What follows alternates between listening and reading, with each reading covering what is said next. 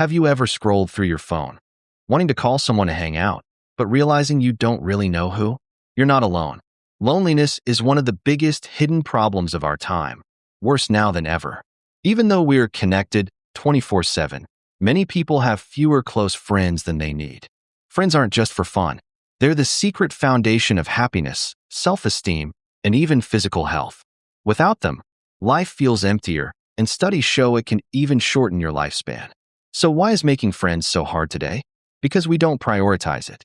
Work, stress, and endless scrolling take over, and friendships fade in silence. But the truth is simple.